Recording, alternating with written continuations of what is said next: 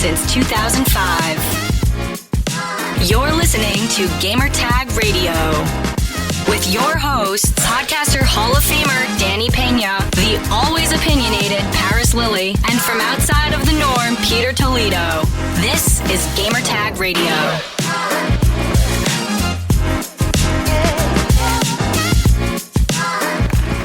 All right, welcome to Gamertag Radio, episode 1290. This is your host, Danny Peña, and guess what, guys? Guess what? The whole crew, we're all back.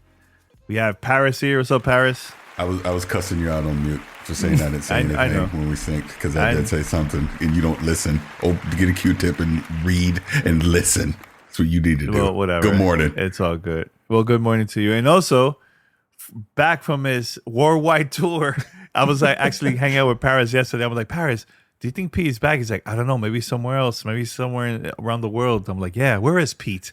Pete is back. What up? Pete? What's up? What's up? Perfect time to come back too. Man, how was all these trips and going everywhere? Every time you're on Twitter, posting a new picture, different location. Posting new pictures on Blue Sky, because that's apparently where I get all my engagement now. No, I mean, I don't want to seem like I'm, not thankful, but I am absolutely fortunate and blessed to do what I do that affords me the opportunity to go to these, go to countries around the world. But yeah, I mean, the 6 week tour is over. Dubai, Japan, quick pit stop in Taiwan, went to Seattle, Toronto, New York, and now a full week back here in Switzerland. Nice. Well, welcome back. Yeah. Welcome thank you. back. Thank you. Yeah. Send us your feedback or questions.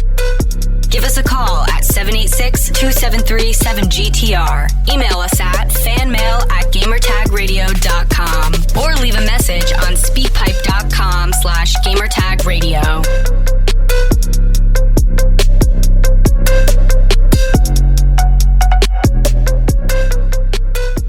So we have a lot of things coming up here. We have a recording that I did with Jordan Miner.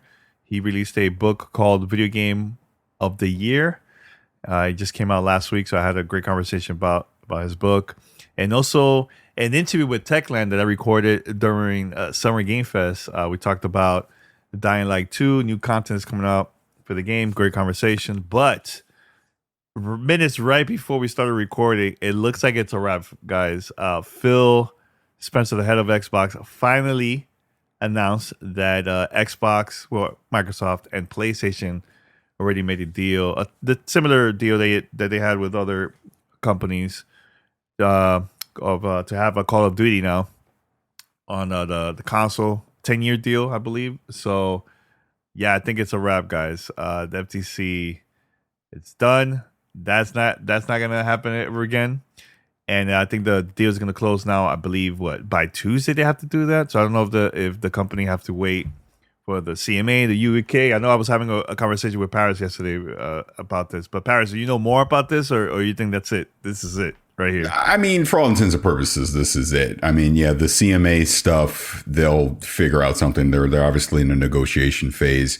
Tom Warren had even hinted that potentially a deal had already been struck, but they were waiting to see how the FTC appeal stuff was resolved. So we might see something as early as Monday morning, like as people are listening to this, that it's been finalized. The fact that PlayStation has come to the table and come to an agreement, we don't know if it's a 10-year deal, because obviously what Phil Spencer said didn't go into those details, but we assume it is. I mean, this is good. It's just good for it to finally be over one way or another. This has been a long 18 months, just the back and forth and the drama and just all these things that have been happening. So for Microsoft to finally secure this deal, Xbox to acquire Activision Blizzard, Call of Duty is not going to go anywhere. We'll obviously see with the other Activision IPs how that shakes out. It's over. We're done. Yeah. We can move forward. It's time to move on. Yeah. Move on. Yeah. Pete, I don't know if you've been reading while out of the country and stuff. Have you been? Hey, look, man. Up to date? Unlike you, the internet and reading works around the world. Right? So You're a dork. no, but on a serious note, but just as echoing what Paris said, it's finally glad that the drama is over and we can get back to what we all do this for, and that's the actual games. Getting back to putting controllers or keyboards back in our hands and focusing on having fun again. I'm glad that the whole contesting of the acquisition is done, but I'm also happy to see that we all see this we all see it all played out on Twitter, and it's like the assumption is that there's it's like Command and Conquer, and you've got Phil on one side and you got Sony on the other, and they're just like actively battling, and there's pure hatred, but they really don't. They're just looking out for the bottom line of their organizations, right? And so I'm glad that they have this now 10-year potentially binding agreement to keep Call of Duty on PlayStation, right? Which is all Sony at the end of the day really, really wanted. I think all of the other arguments that they were making were circumstantial. I think the majority of the concern was making sure that Call of Duty stayed online for their subscription base, and it's a fair and just argument. It's the arguably largest title in games, right? Yeah, you could say the same about other ones, but when you talk about multi-platform gaming, Call of Duty is it's the king, right? It wears the crown. It's the GOAT right now, right? And it has been for a long period of time. We could argue that it could be, others would say Grand Theft Auto. I would say it's Grand Theft Auto because I think they just print money. But Call of Duty is up there on that Mount Rushmore of multi-platform titles. So to allow this, for them to be, consciously civil about it and say, look, we understand we're taking this over. You guys can have it for the next 10 years or whatever. It shows what I think we've been missing in this entire industry, which is a little bit of maturity and allowing this to actually occur. So kudos to everybody involved. Nintendo, I think, gets some kind of a little benefit out of this as well by allowing it, if it could, to be played on the Switch. Well, I think maybe future consoles too. Right. That's something that's possible. But yeah. But they should have done it a long time ago, because I know that Call of Duty got released during the Wii U era. I think that was the last time they released only like one game, and it was playable online and everything, and that's it. But we'll see. Right. We'll see. But Microsoft and Nintendo did sign a 10-year agreement before, right? About allowing. Yeah, they did. So by doing that, and I think that was part of the whole EU regulation, appeasing the EU regulators to make the deal happen. So I think, at the end of the day, this is just the three-headed monster of gaming just sitting there holding hands, singing Kumbaya with a little bit of patchouli burning off in the background. And it's just, it's a happy day on Twitter for some. Obviously, we're going to see the unhappiness of others, but let's all rejoice as gamers that this is finally over and we can now focus on having fun in video games. Yeah, please move on, guys. Move on, please. So, but speaking, about this whole deal, I know hopefully, but in a couple of days or maybe a couple of weeks or so, we probably will get to hear more news about games from Activision. Finally going to be on Xbox Game Pass, and just for fun, I wanted to ask you both of you guys. And I have my list here too, but to see like what are like the 5 games you would like to see on Xbox Game Pass, and then let's start with Pete on this one for you, man. Do you have any favorites you would like to see? Absolutely. I think first and foremost for me, Prototype. Yes. Make that a bundle. Give me 1 and 2. I know people weren't as happy with 2 as they were with 1, but I think just give me like a Prototype bundle that allows people to play or enjoy, if they hadn't already, a chance to check out Prototype. That would be 1. Number 2, Tony Hawk Pro Skater. Give me 1 and 2 all over again. Let me relive all of my teenage or early 20s all over again by playing Tony Hawk. I love that. I love that whole time of my life where it was coming home and just trying to nail the 720 or trying to nail a 1080. I want that time back in my life. Number 3, Geometry Wars. Woo! Which one? There's a couple. So everybody likes. So I think the running consensus is 3. I like 2 a little bit more than 3, but I think 2 and 3 are probably are my favorites. 1, just because it's the OG. It was fun, but me personally, I preferred 2, then 3, then 1. And then after that, Sekiro: Shadows Die Twice. And last but not least, because it's about time we bring this title now over, Crash Bandicoot: It's About Time. I think it was released like 3 years ago, only on PlayStation 4. I think it's.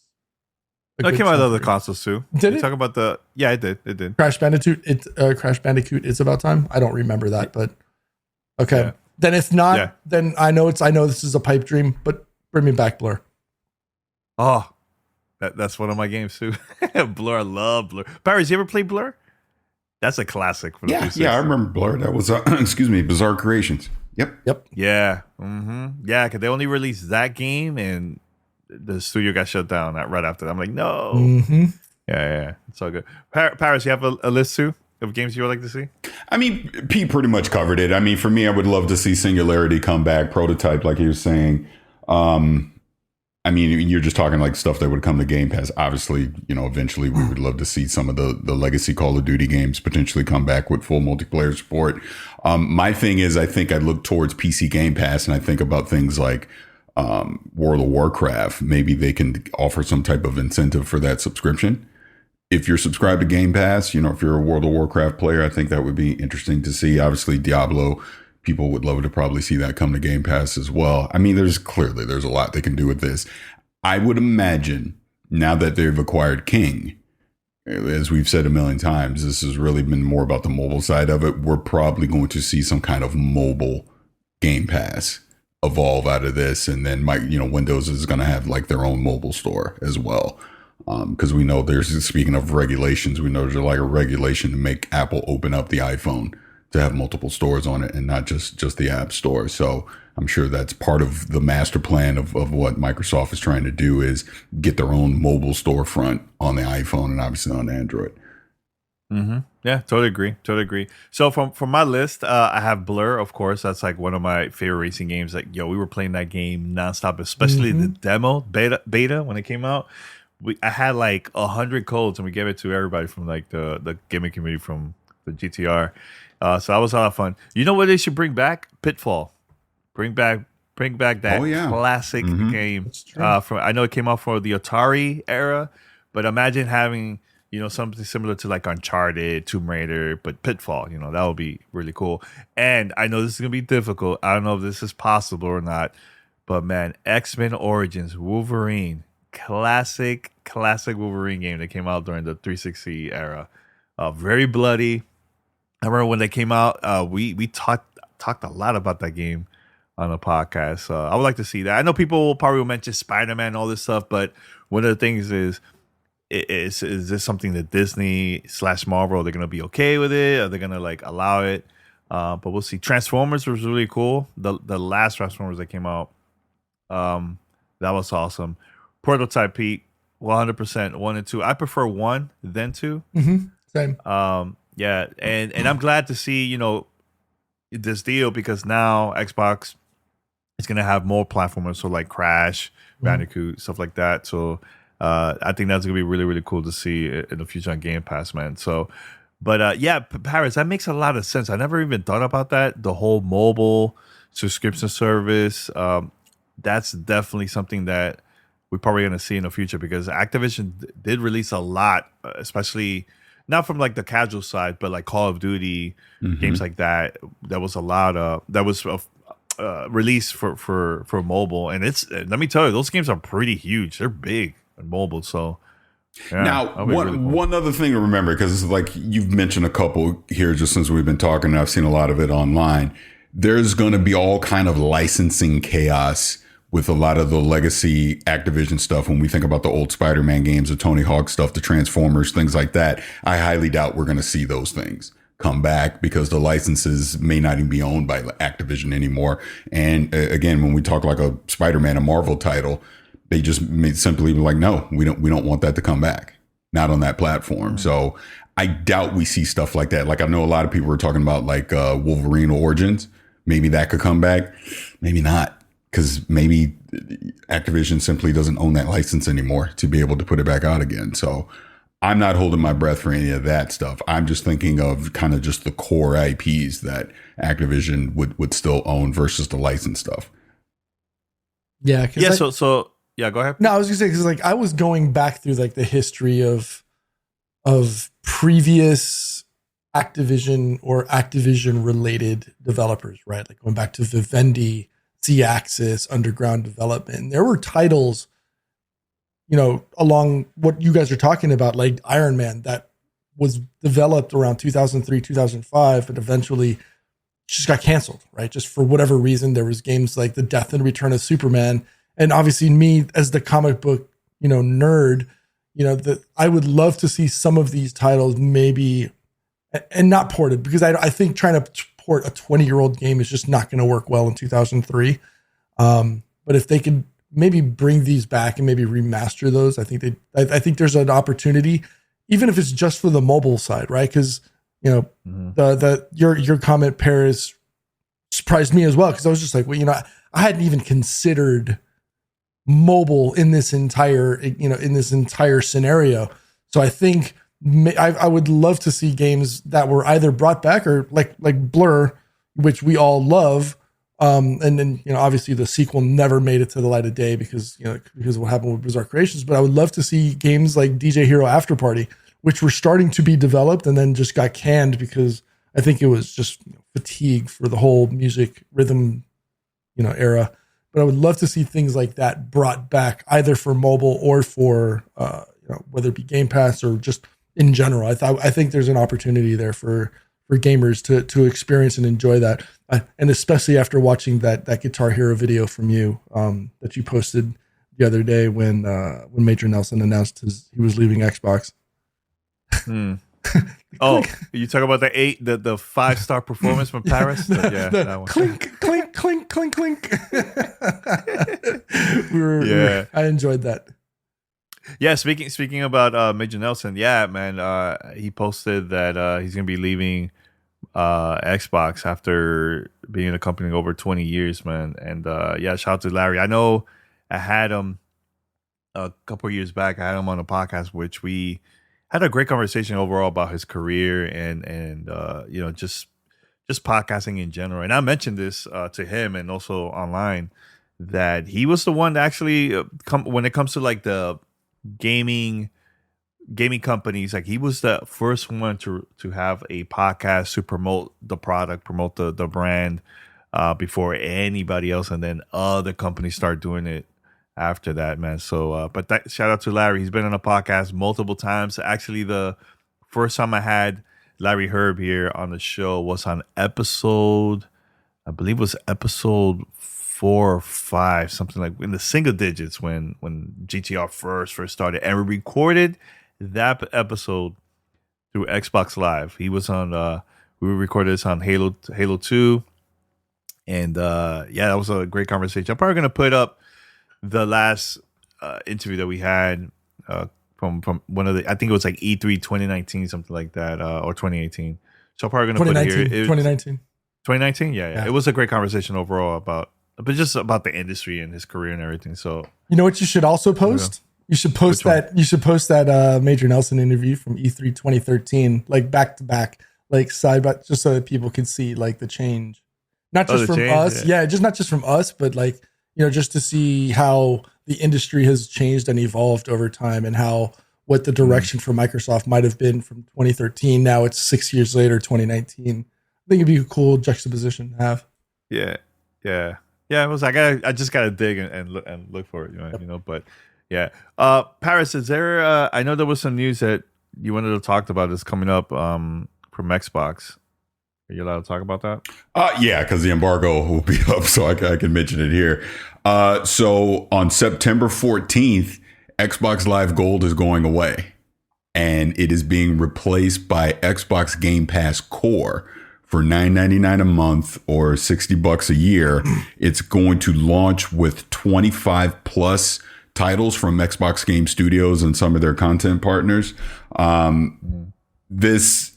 The console Game Pass isn't going away. That'll still be $10.99. Game Pass Ultimate will still be what it is. Same with PC Game Pass.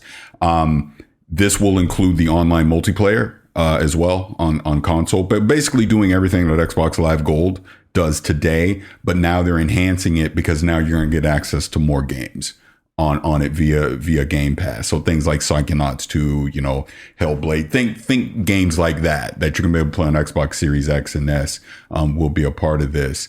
Again, if you get the $10.99 Xbox Game Pass tier, that will not come with online multiplayer. So you will either need to still buy Game Pass Core or just at that point, just upgrade to Game Pass Ultimate.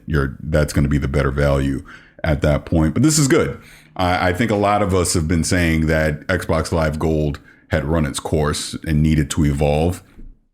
And this is the evolution of that, where I think it's reasonable. I mean, honestly, I wish that online multiplayer was just free altogether. But if you got to pay for it, at least now you're getting some extra value with that, with these games that are going to be a part of it. So I think it's pretty good. And they're going to update it with more games two to three times a year.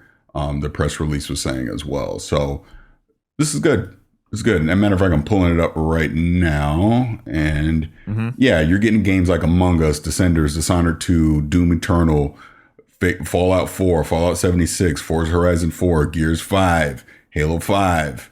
Like I said, Psychonauts 2, State of Decay 2, Elder Scrolls Online is including this as well, or In the Will and the Wisp, and they'll continue to update this, like I said, 2 to 3 times a year. So, I mean, again, for the basic package, it's not bad. Not bad. I mean, maybe could have been slightly cheaper, but that's me being a cheapskate. But like I said, it's an Xbox Live Gold replacement, so not too bad. And like I was saying before, Ultimate, if you were to go get that is $17 a month. PC Game Pass remains $10 a month, and console Game Pass is $10.99 a month. So I could see Xbox adding Activision games now that this is official. Right, that's what I mean, because they're going to continue to update this, throughout time. So this isn't a static list of games that's going to be a part of it. And looks like games with gold will end on September 1st, and this new one will start on September 14th. Yeah. I don't remember the last time I downloaded an Xbox Live Gold game. Yeah, and those games that you've downloaded that you've already redeemed, you will keep those, so you won't lose those, because basically your gold status will automatically migrate over to this Game Pass Core. So if you already have had Xbox Live Gold, like you bought it for a year, that'll automatically switch over to this Game Pass Core, and any games that you've downloaded under that or you acquired, you'll keep. So was the overall price 1-to-1 match? Like, if you had like multiple months, because I remember the last time they made an alteration. Yeah, this looks like it's a 1-to-1. This for gold will be a 1-to-1. So you're not. Because I'm reading it right now. On September 14th, Xbox Live Gold members will automatically become Game Pass Core members with no change in pricing and have immediate access to a new library of over 25 high quality games. Oh, that's good then. I mean, that's not as egregious as the last update, right? The last time they did it, it was kind of like, oh, well, what happened to all these people? And it's not a 1-to-1. So I'm glad that they maybe it was the fact that maybe they just, they took that into account and were like, okay, maybe this wasn't as a good idea as it was, and accommodated for it. Cool. Yeah. Good to hear. Remember the news when Microsoft tried to raise the price of Xbox Live and everybody freaked out and they were like, all right, we're going to take it back. I think like within hours they made those changes right away. So, but it's good to hear about this. I think this is really cool. And look, people have options now. They could try this or try the regular Game Pass subscription. Yeah, I think it's awesome, man. Good to hear, man. Is there anything else before we go to the interviews? I think that's it. That's it? Yeah. Okay. All right. Yeah. So we're going to play here the interviews and we'll be right back after this. You're listening to Gamertag Radio.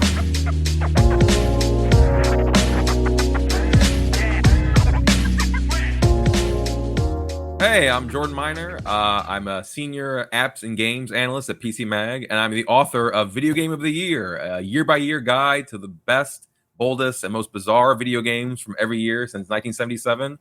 On sale now. Nice. Well, congratulations, man. Congrats. I know you had me on PC Mag years ago. Was it in 2020? I think it was for the Bethesda Microsoft stuff. Oh, yes, Now yes. there's a whole other Microsoft, right? Everything with since Activision, then. everything. Yeah, man. So let's talk about your book, man. Yeah, it looks like this takes place from 1977 to most recent one. Yeah, Or 2022 is the last chapter. So you have a lot of guests. Like, which one has been like the most like surprising picks from the people that you have in the book so far? My main chapters I think are pretty games you might expect. Super Mario Brothers and Minecraft and Fortnite and Zelda. So what was cool about the guest essays is that they get to be more obscure and esoteric. Khalif Adams from Spawn on Me, he picked Pixel Junk 4 a.m. and then Tom Fulp, the founder of Newgrounds, picked like Gunstar Heroes. There was Chris Franklin, who does Errant Signal. He picked this like early Jurassic Park game that starts off as like a kind of old school like side scroller or whatever, but then becomes like a really primitive first person shooter in like '93. So those guest picks I think get pretty out there. Yeah, it's how you came up with the concept of writing something like this. So I wanted to do a video game history book, but that instead of focusing on like executives or focusing too much on like business aspects of it, that I wanted to write a history book that really focused on the games and really talked about the games as like art objects. So that was the initial desire.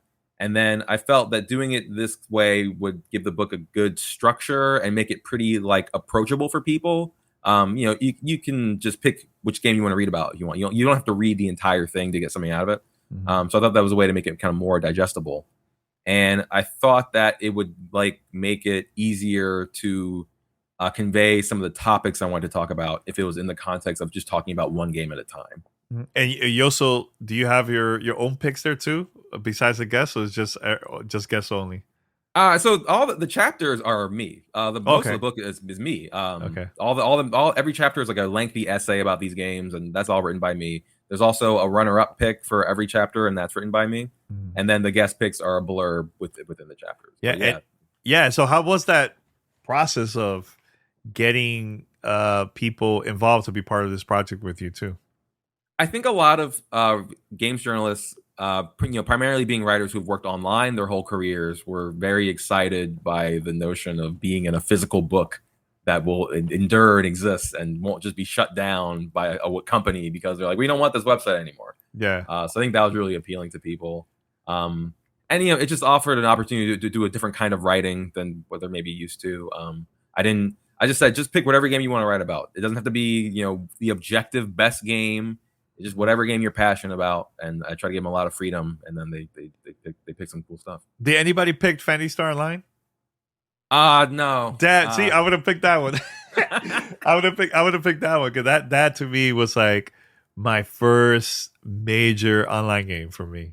So, and game changer too for like Sega Dreamcast, man. Yeah. That's really cool, really cool. So it's like, was there any other books that inspired you? Like, oh man, I think I should write a book too. Like, was there anything the past couple of years that gaming related that inspired you to write this, or what?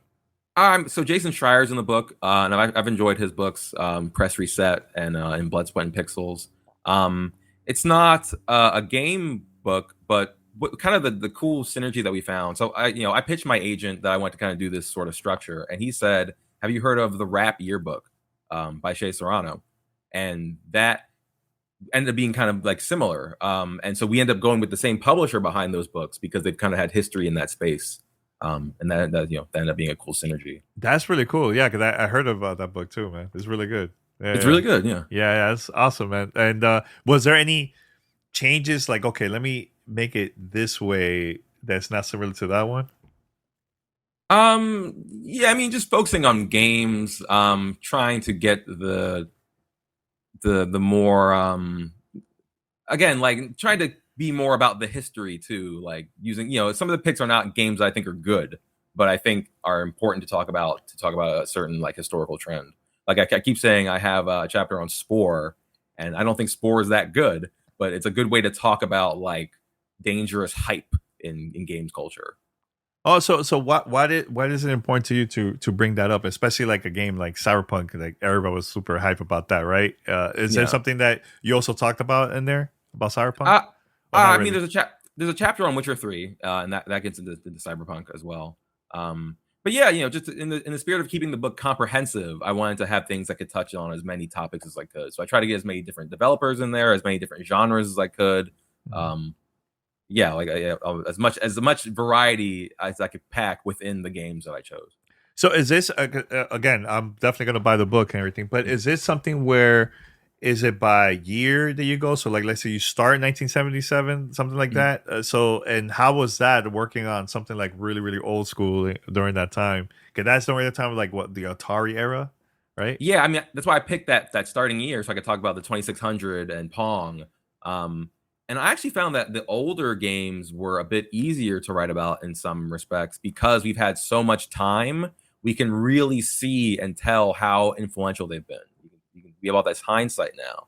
Whereas with the more modern games, we don't necessarily know yet what's going to have a big impact right now. And what other stuff do you feel like it was very important for you to bring up besides like the history of those games and consoles from back then that you felt like it was important for you to write that in the book? It was important for me to also not like shy away from my own opinions. So I did a chapter on Sekiro. And I thought that that was important to talk about because it talks about Dark Souls and talks about that whole From Software formula. And that's a really important, really beloved, really influential force in games for like a decade now. But I'm not the biggest fans of those games. I'm not really super into their approach to difficulty. So I don't shy away from that. But two of the contributors wrote about Demon Souls and Bloodborne and why they love those games. And that perspective is also in the book as well. So you get the whole conversation. I know the book is already out. So was there any like surprise reactions from people that you thought they were not gonna like hit you up about? Like, have you heard anything like that or seen online, like on Twitter, of people like congratulating you, or maybe they bought a copy or something like that? Yeah, there's been a lot of love. I've done a couple of events this week. People have said how much they enjoy it, so I've really liked that. I've done some signings, which has been a whole lot of fun.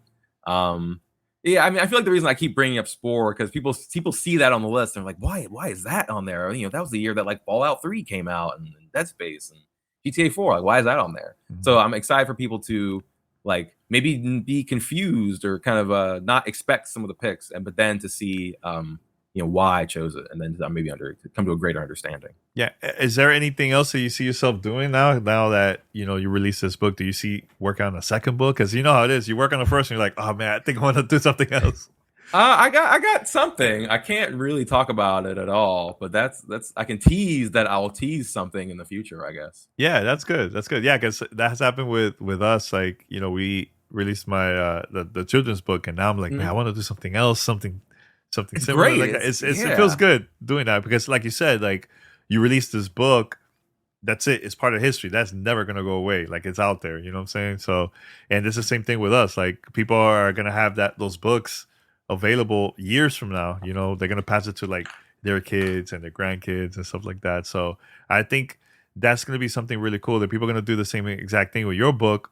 And at the same time learn of like, how was it back in the days playing these games, So I'm glad that you managed to do that and talk about all different types of games, not just the hype, the one everybody knows about. You get what I'm saying? So was there a lot of picks where like indie stuff, like slept on games, like sales wise wasn't that big, but it got picked by the people that were part of this project? The contributors for sure. Yeah, game like Papers, Please is in the book. And then also for myself, there's a chapter on Depression Quest. So I talk about, all the Gamergate kind of stuff. And then I'm really happy with this chapter I did on Super Meat Boy. I wanted to do an indie game in that context to talk about, Xbox Live Arcade era stuff, but also how Meat Boy kind of came from like the Flash gaming community. Like the founder of Newgrounds is in the book. So to talk about that sort of like that scene was really cool to talk about. What was there anything that you wanted to add in the book, but it's just maybe because of time and maybe space, with that you were like, man, it's not gonna work out for this one? Was there anything that you're allowed to talk about? I would have loved to put Burnout Paradise in the book. Oh, that's a good one. Oh, that's a great game. Yes, I love that game, but I couldn't find the space for it. And then because also I did Forza Horizon as like a runner-up pick, and that ended up being like, again, I didn't want things to be too redundant. I wanted to keep as much variety as I could. And with Forza Horizon, I was able to talk about how that game sort of combines aspects of more realistic racing games, but also it has this open world and it's still pretty approachable. So that ends up, and it's one of Microsoft's like premier franchises now. So that ended up being, covering some of that same ground. But I love Burnout Paradise. Oh yeah, that's a classic. That's an iconic game. Yeah. Was there anything that you yourself learned while working on this project too? Like, was there like something you had no idea about, and you just learned about it while working on it? I mean, speaking of racing games, I've always thought it's cool how a lot of consoles usually launch with a racing game to like show off their specs, how good they can make a game look.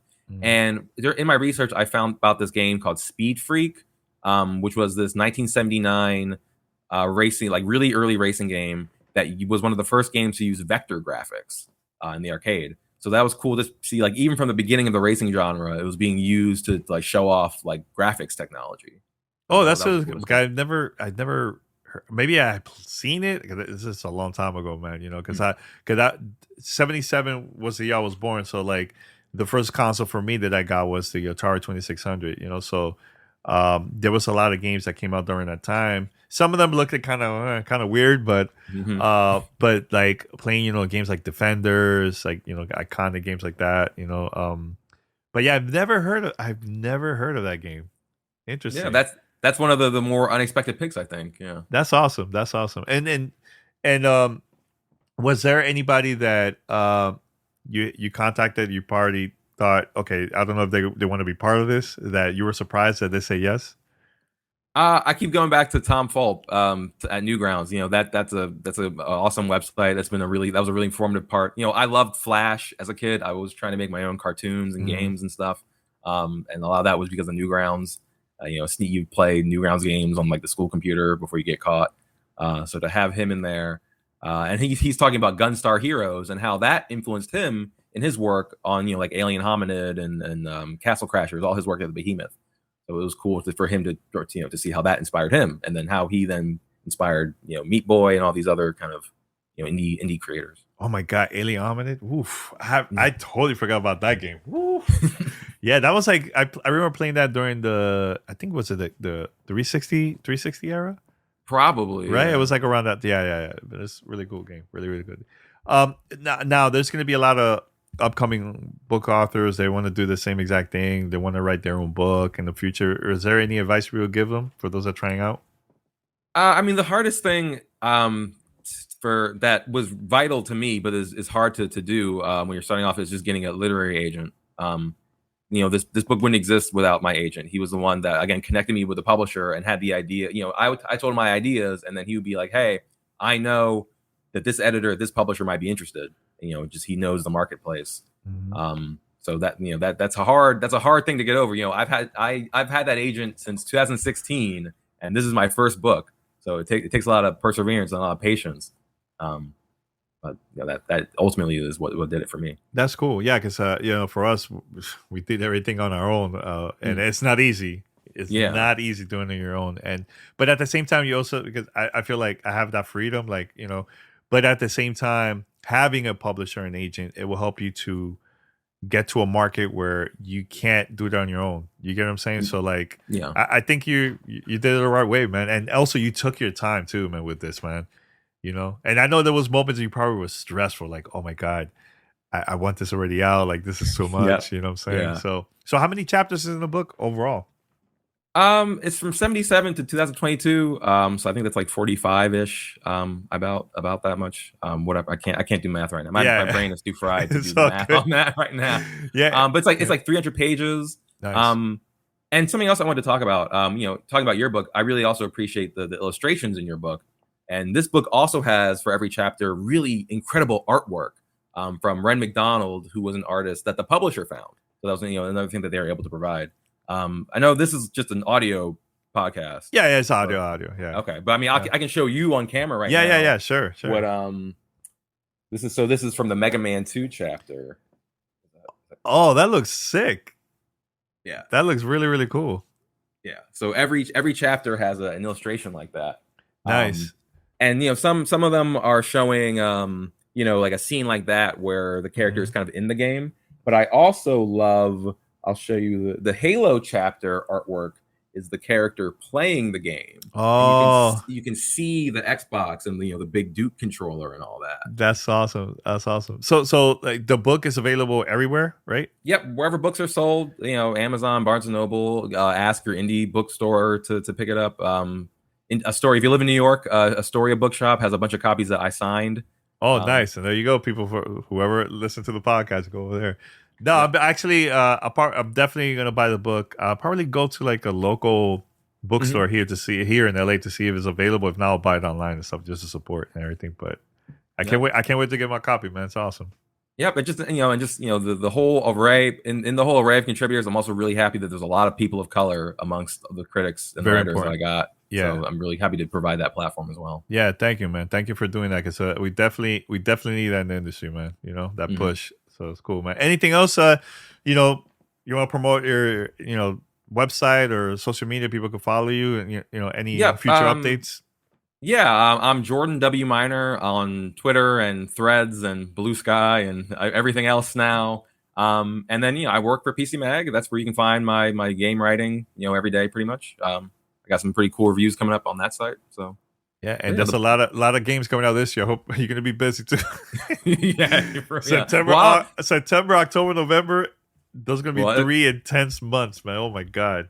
I'm actually about a month from now. I'm leaving on my belated honeymoon for like 3 weeks, but then after that is going to be back on again. So. Yeah. No, hey, take advantage of that. Like for us, like, we're having a baby later this year, so I don't even know how I'm going to play these games. You know what I'm saying? So I got to figure it out. I'll figure it out somehow. All right, man. Jordan, but thank you for being on the podcast, man, and definitely gonna buy your book, man. Support. Thank you. Thanks for having me on. No problem.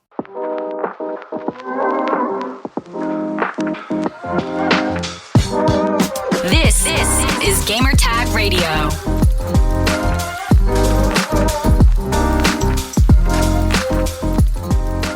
All right, this episode of Gamertag Radio is being sponsored by porkbun.com. Porkbun is a refreshingly different domain register that's different from other ones like GoDaddy or Namecheap. They got the lowest prices on hundreds of different domain extensions, so you can create a blog or whatever you want to show off what you do. They've got everything from the usual .com domains to awesome ones from gaming, entertainment like .games, .stream, and .gg. Every domain name at Porkbun comes with tons of freebies like SSL certificates, Whois privacy, DNS, and URL forwarding. Because why? You want to pay for things that should be free, right? They also got free trials for their link in bio tool that makes it easy to keep links to all your platforms in one place, plus web and email hosting trials. If you're someone who loves new tech, check out their new AI-generated search tool using ChatGPT that is changing how people search for domain names. All of these incredible features and tools are backed by incredible support, 365 days a year, and more 5-star reviews on Trustpilot from real customers than anyone else. The Porkbun website is simple to use and easy to navigate. You can manage everything about your domain from one place, and they don't do upsells like other places do. So you're not pressured to pay products you will never use. Gamertag Radio listeners can get $1 off their domain name registration from code Gamertag by clicking the link in the description below or going to porkbun.com/Gamertag. That's $1 off your next domain registration at porkbun.com/Gamertag using code Gamertag. We want to say thank you to Porkbun for sponsoring this episode of Gamertag Radio. This is Gamertag Radio. Voicemail at 786-2737-GTR.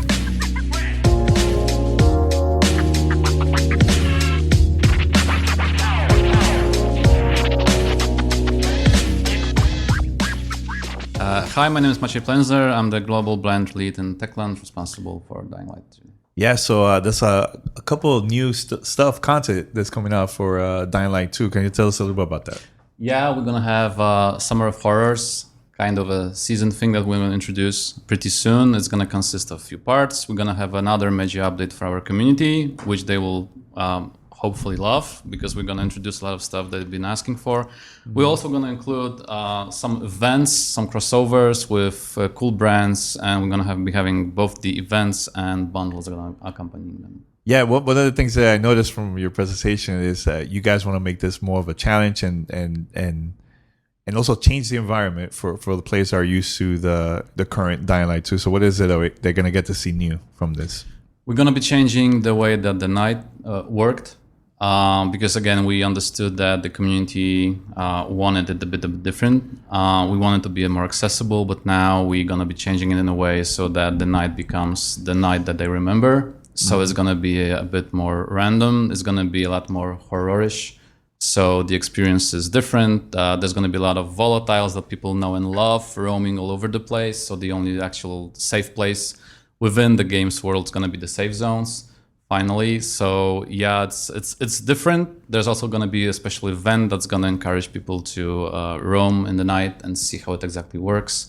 There's going to be some prizes for it, so people who feel like they can handle the change situation will have something to do. Is that also going to affect also the enemies? Are we going to see new enemies because of this too, because of the change, or is more of the environment? It's more of the environment. It's also more of the enemies, but we wanted to stay safe with the amount of enemies, especially the hard ones roaming the night. So we didn't go the way that DL1 worked with it, with a lot of players just didn't want to go into the night.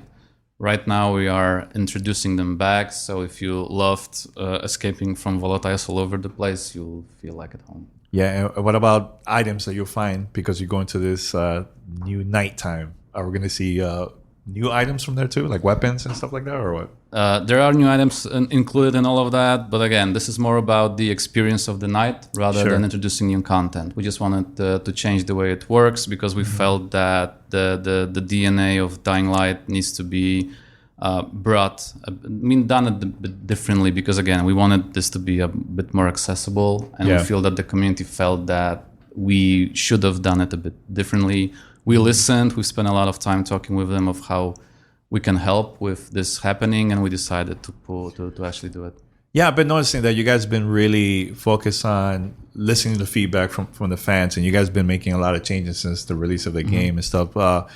Was it like that from the get that you guys wanted to do something like this, or you were just depending more on the community feedback? Like, we should take it to this route, and we were wondering of what's going to happen, because we knew that we took some routes with the game becoming a bit different. And then again, we listened to the community and wanted to understand, okay, if this is going to be the way that they're going to be happy with. And then we did get a lot of feedback saying that, okay, we understand why you're doing this, but actually from our point of view, it would be great if we could get a bit of what we loved back. So we are trying to balance it out in a way that the old players are happy and all the newcomers can be happy, because we also understand that this type of a game with this horror vibe can be a bit problematic for a lot of new players that might not feel exactly like at home. So it's something that we're trying to, and we are actually balancing out, making sure that all the old school players and all the millions of fans are going to be happy with,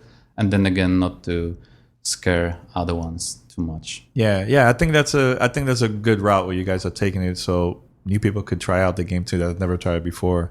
Can you talk about a little bit about the community maps? Because I know we mentioned about the fans how about that? You want to talk about that? We had a system like this working in DL1, but it wasn't exactly accessible. It was only working on PCs, and you really had to know what you're doing to be able to access those maps. We really wanted this to be introduced in DL1, but it was problematic, and we were working on DL2, so we decided to include it in DL2. So the system now is going to be different. You're going to have access to the maps from the menus. It's going to be introduced on PCs first, and then it's going to come to consoles, which is not happening too often, because those systems like those very often are introduced to PCs only, because it's a lot easier. We introduce a technology that will allow us to bring it to the consoles as well. And basically, we have provided tools to our community to build maps. Those tools will be upgraded. We're going to be adding more and more stuff to it, scripts, assets, and all kinds of things, so they can keep on building that. And from now on, they will have access to it directly from the game. So if you like a map, you can download it, play it. If you loved it, you can upvote it, and we'll also understand what type of content people liked. We can get in and try to help this specific type of people or the specific type of content to make sure that it's more of it. We're also going to keep on upgrading the system, because the way it's going to be introduced now is like the first version. There's a lot of things that we want to add to it to become even cooler. And we're going to be keeping an eye on this, because we feel that it might be super important feature for us in the future. Yeah, that's one thing about I'm not a great builder or anything, but I love playing stuff made from the community. Was there anything that inspired you guys? Like, man, that's a pretty cool idea. I never thought about it. We already have some things that we looked at and we get inspired by, but actually the situation is that we want to put the system to work. Sure. And then see what community says. Because the current way it works is that the people that are the closest and most engaged in building those maps are the ones who are vocal. So this is a it's a small group that works on this, and it keeps on growing. But we want to make sure that all this stuff gets accessed by the whole community. And then we'll see what they actually loved, and we're going to see which way this is going to go. Yeah, I know you said it's just first coming out for PC. For the console version, can people also create from the console, or they have to create from the PC? They need to have PCs. Because they need to have access to the tool, and we will not make it. I mean, we were thinking about other options of actually using other systems to do it, but it's super, super complicated for a game like this to be able to pull it off. So still, you need a PC to do it. So either you have it, or this is gonna, be mostly driven by the PC guys. But again, we had loads and loads of content like this being brought into DL1, and we think that now, when it's gonna be a lot more accessible, and they can have a lot more fun with it, this is gonna work a lot better for us. And we'll see how that goes forward. Cool. Well, check out Summer of Horror, right? Yes. Hopefully we'll get to see it later this year. So thanks for the interview. Yep, no problem. Send us your feedback or questions. Give us a call at 786-273-7GTR. Email us at fanmail@gamertagradio.com or leave a message on speakpipe.com/gamertagradio.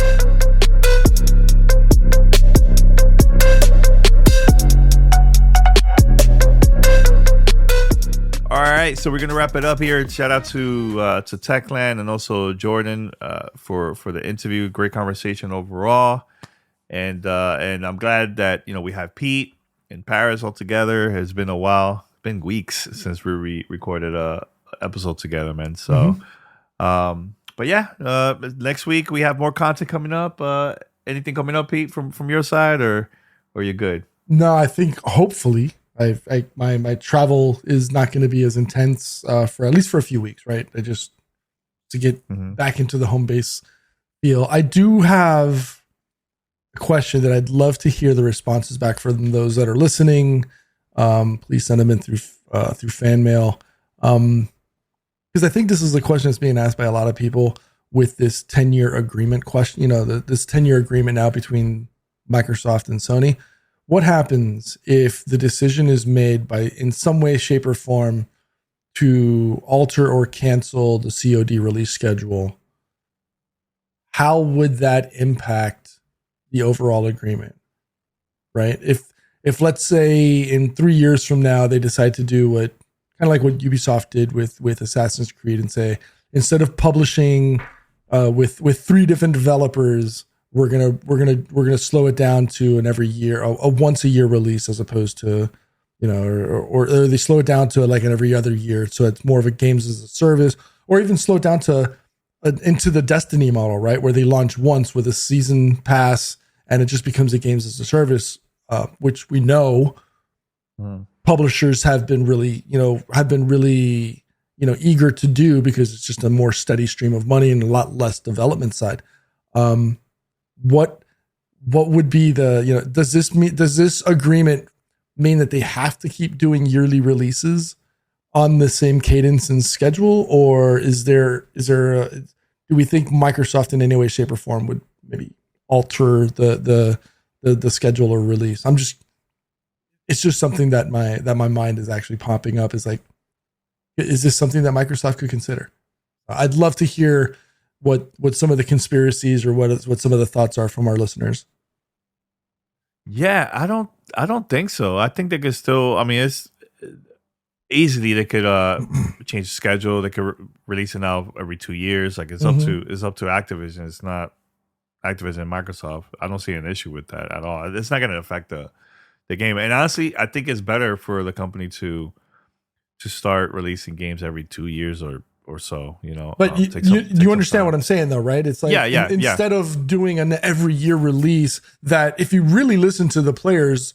Like a lot of the hardcore players have been essentially dissatisfied with the overall release and the quality of the game that's been coming out.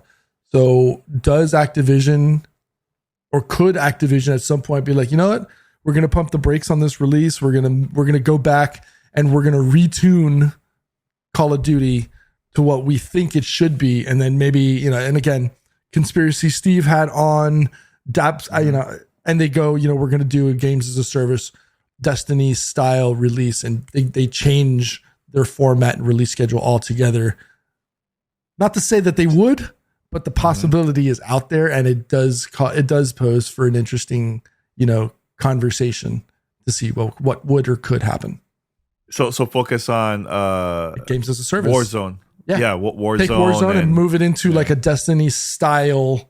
Not with storylines or whatever, but more of like a games as a service. We've, you know, find the ideal design and engine and just iterate from there outwards, as opposed to, you know, 3 different companies constantly iterating and releasing. Cause it kind of like, it's almost like fracturing your own, it's almost cannibalizing and fracturing your own title, if you think about it. Cause you've got 3 different mindsets saying, okay, well, we want to do this. Then you confuse them because Sledgehammer wants to do this, and you confuse them because another company wants to do this. It's a could be, right? Again, coming out of left field here, just trying to left field, very, very left field. Like maybe even like the warm up box where the pitchers are at, right? Not even on the field, but outside the wall. But it is a different, you know, mindset to consider of what could potentially be, right? Again, I would just love to hear what some people think about that, or you know, maybe I still have a little, you know, travel brain going, and I have no idea what I'm talking about. Yeah, all right, Paris, you want to say anything about that, or no? Before we wrap it up, or what? No. I'm not gonna lie. I'm not gonna lie. I'm literally listening to Tom Warren talk about this Activision thing right now. He's like, I didn't even listen to anything he said. It's all good. All right, guys. Until next time. Take care. Peace. Bye.